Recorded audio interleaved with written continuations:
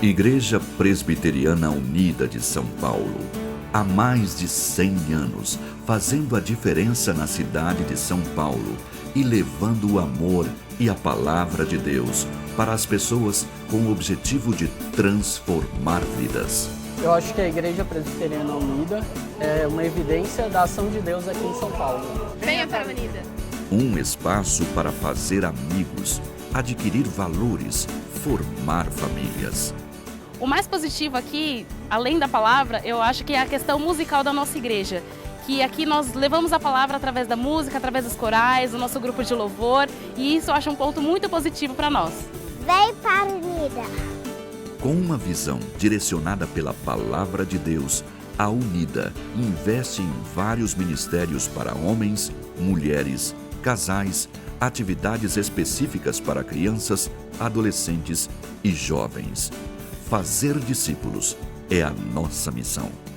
É uma igreja onde a palavra de Deus é feita, é levada a sério, uma palavra seguida pelas Escrituras, onde a doutrina reformada é predominante. Venha para a Unida.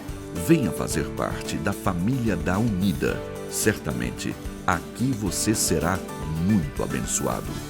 A Igreja Presbiteriana Unida de São Paulo é uma igreja comprometida com a pregação da Palavra de Deus, centrada no Evangelho de Cristo.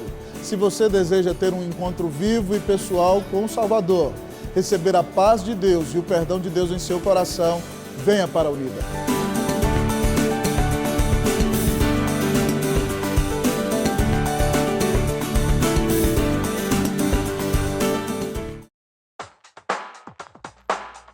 A APECOM e a Igreja Presbiteriana Unida de São Paulo apresentam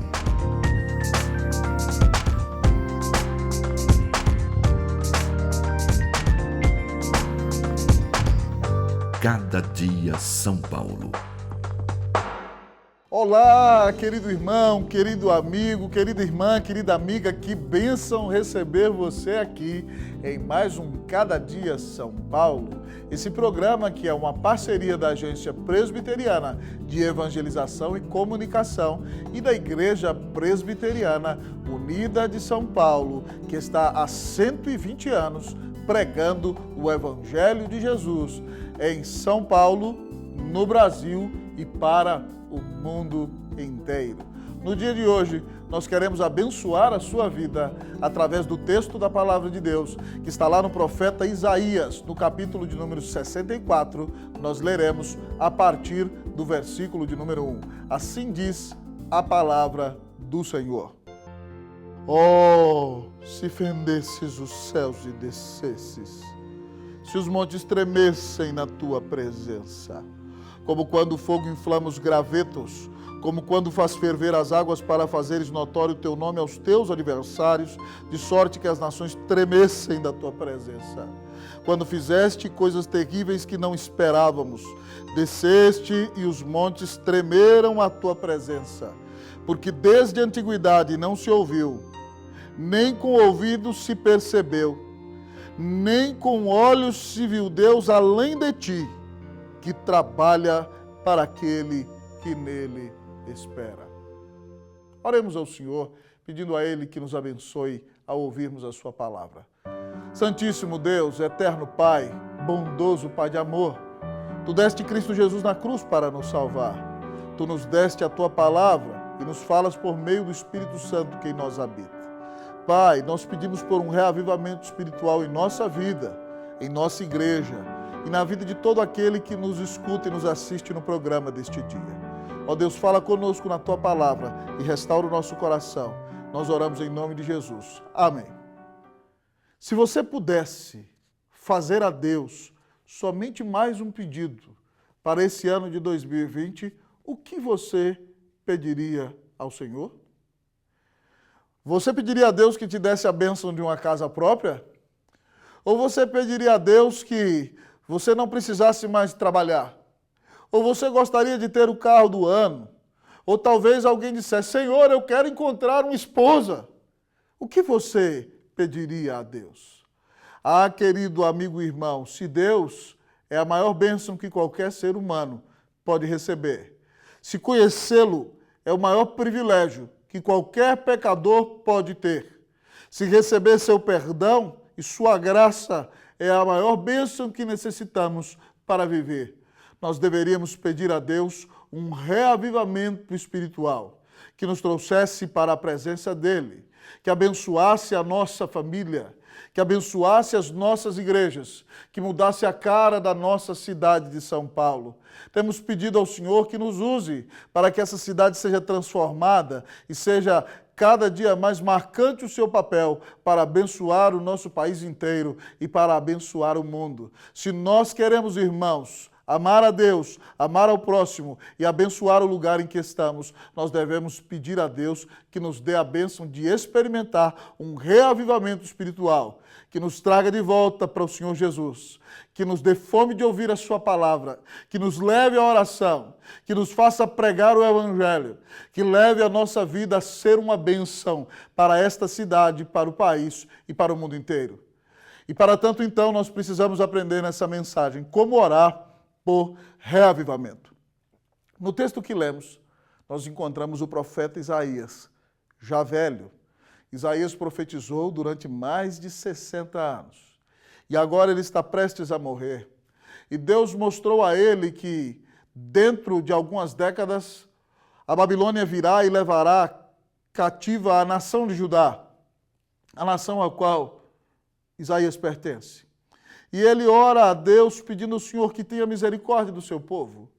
Mas ele também recebe de Deus a profecia que em algumas centenas de anos o Senhor enviará por meio do seu povo o Messias, o Filho de Deus, o renovo que Deus mandará. É o Salvador do mundo, é aquele que daria sua vida na cruz para nos salvar. Isaías pinta um dos mais lindos quadros da morte de Jesus, do capítulo 53 da sua profecia, quando ele diz: mas ele foi traspassado pelas nossas transgressões, moído pelas nossas iniquidades.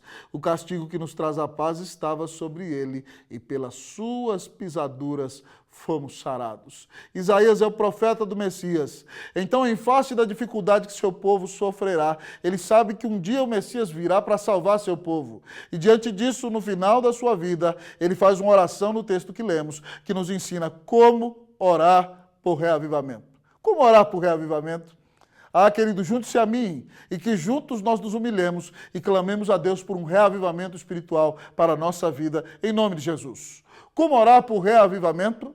Em primeiro lugar, o nosso texto diz: deseje a intervenção de Deus. Como orar por reavivamento? Deseje a intervenção de Deus. Isaías começa a sua oração no capítulo 64 com a interjeição "Oh". Quando ele diz "Oh", esse é um gemido que lhe nasce do âmago, do íntimo, do mais profundo da sua alma, expressando um desejo que vem do íntimo do seu ser. Ele deseja a intervenção de Deus. Ele pinta um quadro diante dos nossos olhos, no qual Deus eterno abre os céus com as suas próprias mãos, e ele mesmo desce. Ele diz: "Ó, se fendesses os céus e descesses". E enquanto Deus eterno desce, então, há um terremoto e os montes começam a tremer na sua presença. E quando os seus pés tocam a terra, vem com ele um fogo poderoso, e esse fogo começa a inflamar os gravetos. E as águas então se convulsionam em efervescência por causa da manifestação gloriosa do Deus eterno. O Senhor faz ferver as águas. Por que Isaías faz esse tipo de oração? Será que ele quer o sobrenatural pelo sobrenatural? Não, irmão, o objetivo dele é que o nome do Senhor seja conhecido. Ele diz: para fazeres notório o teu nome aos teus adversários, de sorte que as nações tremessem diante da tua presença.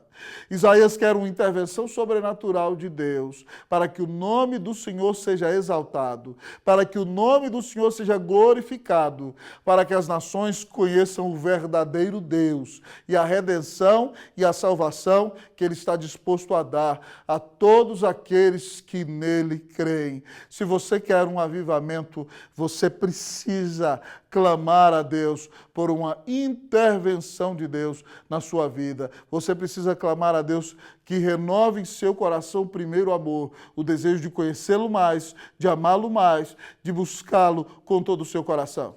Quem faz uma oração semelhante a essa, algumas décadas depois de Isaías, é o profeta Abacuque. Ele vê como o povo de Deus está em pecado. Ele vê como a destruição babilônica está às portas. Ele vê e ora a Deus no capítulo 3, versículo 2 da sua profecia, ele diz: tenho ouvido as tuas declarações, ó Senhor, e me sinto alarmado. Aviva a tua obra, ó Senhor, no decorrer dos anos, e no decurso dos anos faze-a conhecida. Na tua ira lembra-te da misericórdia. Abacuque tremeu ao ouvir a palavra de Deus, é por isso que ele deseja a intervenção de Deus.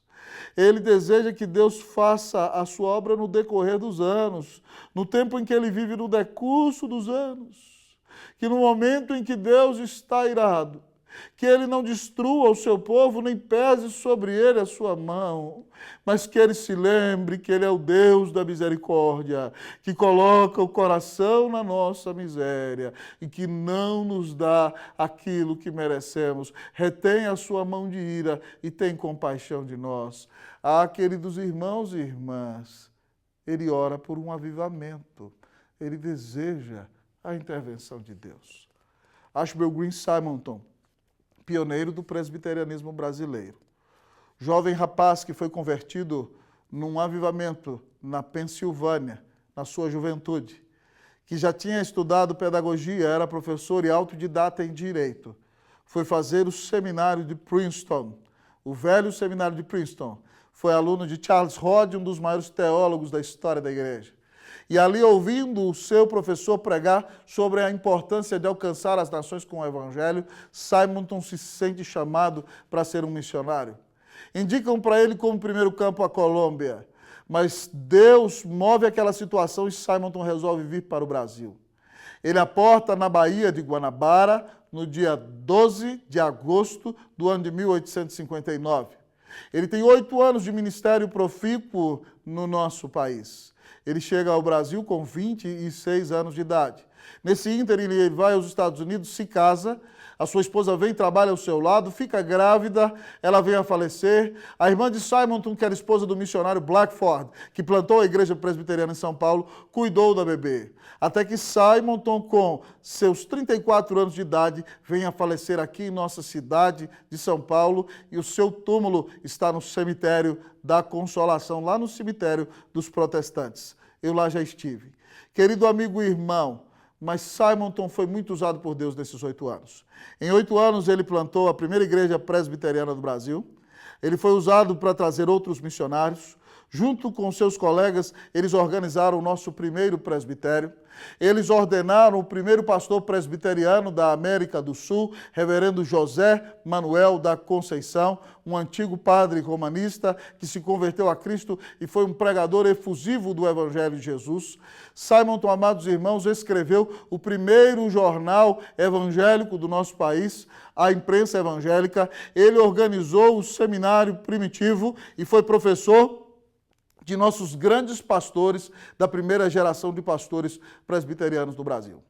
Mas quando você lê o diário de Simonton, aproximando-se o fim da sua vida, ele desejava a intervenção de Deus na sua vida, a ponto de, usando uma linguagem de outro tempo, pedir aquilo que nós chamamos de enchimento do Espírito hoje.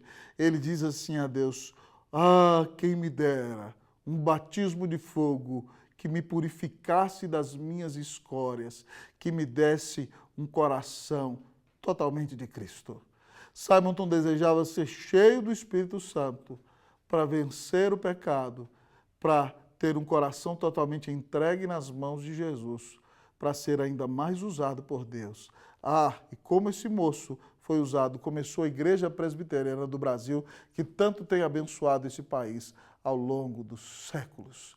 Querido amigo e irmão, se você deseja ser uma bênção nas mãos de Cristo Jesus, deseja a intervenção de Deus, peça a Deus que encha o seu coração do Espírito Santo, peça a Deus que intervenha em sua casa, peça a Deus que intervenha em seu casamento, peça a Deus que converta seus filhos, peça a Deus que traga de volta para o Senhor aquele que está longe. Ore a Deus por sua igreja, ore pelos ministros, ore para que Deus converta os eleitos, ore para que Deus mude a nossa cidade, ore para que a glória do Senhor resplandeça em nosso meio e nós tenhamos tempos de refrigério da parte do Senhor. Deseje a intervenção de Deus. Como orar por reavivamento, deseje a intervenção de Deus.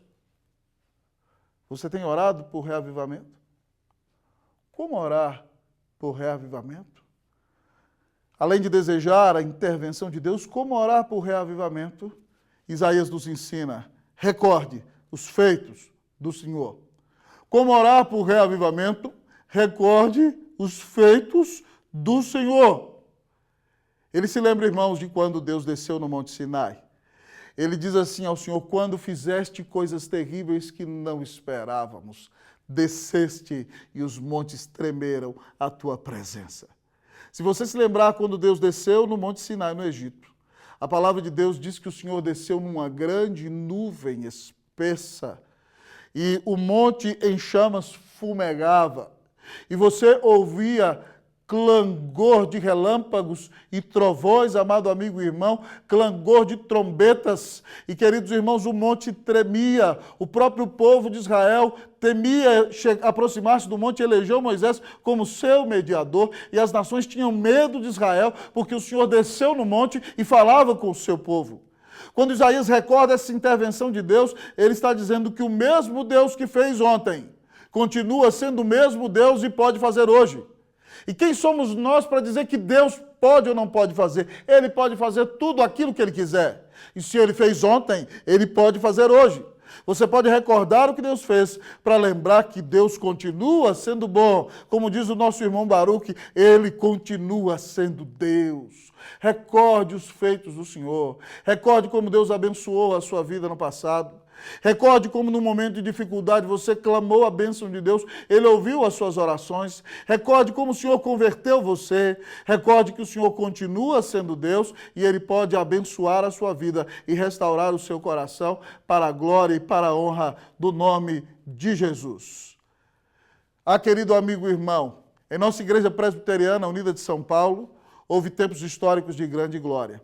No dia 22 de agosto de 1943, o pastor efetivo da nossa igreja era o reverendo Miguel Riso Júnior. O seu auxiliar, o reverendo José Borges dos Santos Júnior, e o outro auxiliar, o reverendo Mário de Cerqueira Leite Júnior. E no domingo, dia 22 de agosto de 1943, em frente ao púlpito da nossa igreja, aqueles queridos irmãos receberam 130 novos membros por pública profissão de fé e batismo num só domingo. 130 novos convertidos. Ah, querido amigo e irmão, eu tenho dito isso à nossa igreja. Se Deus fez isso no tempo de Riso, se Deus fez isso no tempo de Borges, Ele continua sendo Deus e Ele pode realizar a mesma obra para a glória e para a honra do nome de Jesus. Quando recordamos os feitos do Senhor, devemos orar por reavivamento.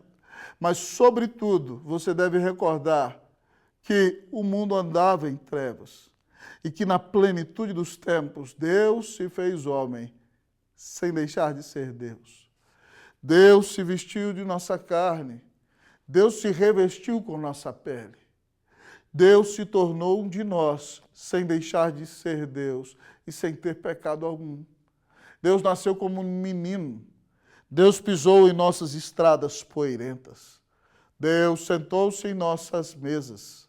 Deus comeu nossa comida.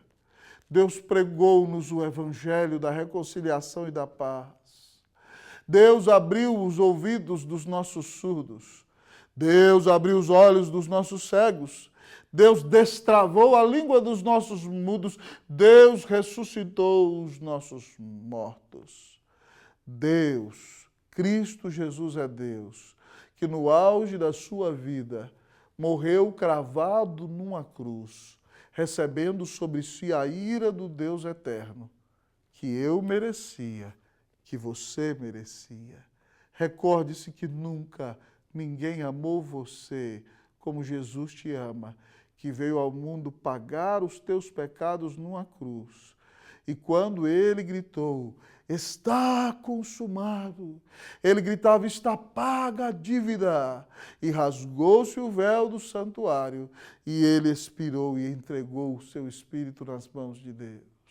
Ele sofreu imensamente para resgatar a você dos seus pecados. Lembre-se disso, arrependa-se dos seus pecados, creia que Jesus Cristo é o Filho de Deus. Diga a Ele, Senhor, vem morar no meu coração. Eu me lembro que nunca ninguém me amou como o Senhor me ama. Ele ressuscitou e vivo está à direita de Deus e virá buscar-te para que você tenha toda uma eternidade na presença dEle. Mas enquanto isso não acontece, recorde quem é o Senhor, recorde o quanto Ele te amou e clame por um reavivamento espiritual na sua vida, porque Cristo morreu para que você tenha vida e vida em abundância. Que Deus te visite com um reavivamento em nome de Jesus. Amém. Mas talvez você ainda me pergunte, querido pastor, como orar por reavivamento? Em primeiro lugar, aprendemos desejo e a intervenção de Deus. Em segundo lugar, aprendemos recorde os feitos do Senhor. Mas como orar por reavivamento? Reconheça o cuidado de Deus. Como orar por reavivamento? Reconheça o cuidado de Deus. O versículo de número 4 diz o seguinte: porque desde a antiguidade não se ouviu, nem com o ouvido se percebeu, nem com olhos se viu Deus além de ti, que trabalha para aquele que nele espera. Isaías pinta um quadro, no qual ele nos envia lá para a antiguidade. Eu imagino os dias da tenda de Abraão.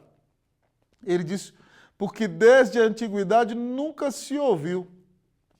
E sem temer a redundância, ele diz, nem com o ouvido se percebeu. Eu me lembro de Sara, lá dentro da tenda de Abraão, ouvindo o Senhor conversar com Abraão, dizendo que eles teriam um filho, ele com 100 anos de idade e ela com 90. E o texto diz, querido amigo e irmão, que nunca se ouviu nem com ouvidos. Ele pinta o quadro para que você veja, nem com ouvidos se percebeu. Mas para aguçar os seus sentidos, ele diz, nem com olhos se viu. Ora, pois, o que fazemos com os olhos? Nem com olhos se viu Deus, além de ti, que trabalha para aquele que nele espera. O Senhor cuida de você. O Senhor te carrega no colo. O Senhor abençoa a tua vida. O Senhor perdoa os teus pecados. O Senhor te dá o sustento de cada dia. O Senhor cuida de você a cada instante. Eu gosto da palavra do rei Davi no Salmo 37, 25. Quando já velho, ele diz, fui jovem e agora sou velho, e nunca vi o justo desamparado, nem a sua descendência a mendigar o pão. O Senhor cuida de você nas suas maiores necessidades. Ele nunca te deixa faltar nada. Amados amigos e irmãos, me lembro certa vez de ouvir a história de uma mulher cristã que morava numa favela muito pobre, paupérrima aquela irmã. Ela trabalhava, mas ganhava muito pouco, tinha muitos filhos, viúva, não conseguia sustentar a sua família. E dependia da ajuda de pessoas. Em frente a ela morava um homem que invocava demônios, um feiticeiro. E então ele disse, eu vou zombar dessa cristã. Eu vou ao mercado fazer a maior compra que eu conseguir pagar e vou colocar na porta da casa dela para ver qual será a sua reação. E ele fez aquela grande compra e colocou todos os seus servos para deixarem a compra na porta da casa dela e bateu na porta. E foi para sua casa do outro lado da rua. E ela não tinha nada que comer aquele dia, ela abriu a porta e falou, obrigado, Senhor Jesus, porque o Senhor cuida da tua serva e dá a ela no sustento que ela necessita no determinado momento necessário. Ele estava em frente à casa dela e disse para ela, Por que você está agradecendo a Jesus? Quem te deu isso aí foi o diabo, não foi Jesus. E de repente, então, ela olhou para ele e falou assim: obrigado, Senhor Jesus, porque quando o Senhor quer abençoar a tua serva, o Senhor usa até o diabo e até os servos dele para fazer a tua vontade. Louvado seja Deus, irmão, porque até nos momentos mais difíceis da vida, o Senhor cuida de você. Um hino que eu amo muito do Inário Novo Cântico da Igreja Presbiteriana diz no seu coro assim: Deus cuidará de ti, na tua dor, com todo amor, jamais te deixará.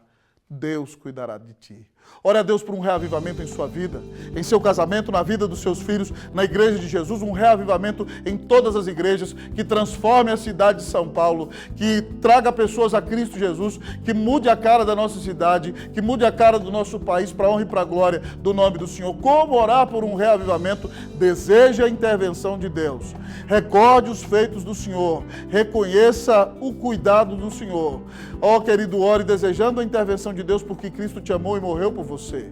Recorde que nunca ninguém te amou como Jesus. Ah, querido, creia e reconheça que Deus cuida de ti, pois se Ele deu um filho por você, Ele vai suprir todas as suas necessidades. Que Deus te visite com um reavivamento espiritual que transforme toda a tua vida. Em nome de Cristo Jesus. Amém. Cada dia São Paulo, uma realização da APECOM e da Igreja Presbiteriana Unida de São Paulo.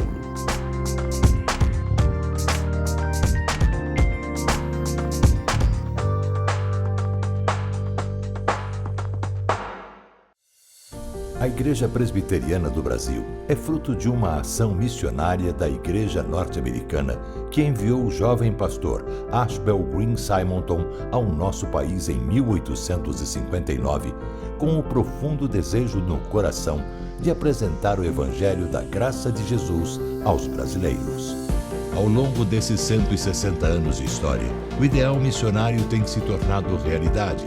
E a partir do seu compromisso com a integridade bíblica em uma perspectiva teológica reformada e com o propósito de fazer a diferença na sociedade, a IPB tem sido um instrumento usado por Deus para alcançar e transformar a vida de milhares de pessoas no Brasil e no mundo. A Igreja Presbiteriana em cada cidade, com suas escolas, hospitais, projetos sociais e missionários, cumpre a sua missão visando a glória de Deus. Igreja Presbiteriana, há 160 anos, evangelizando o Brasil. O programa Cada Dia São Paulo tem chegado a milhares de lares. E você pode nos ajudar a alcançar muito mais pessoas com a mensagem de Cristo. Seja um parceiro em missão do nosso programa. Deposite sua oferta no Banco do Brasil, agência 1191, dígito 6, conta 37038, dígito X. Agência Presbiteriana de Evangelização e Comunicação. Venha você também ser um parceiro na evangelização do Brasil.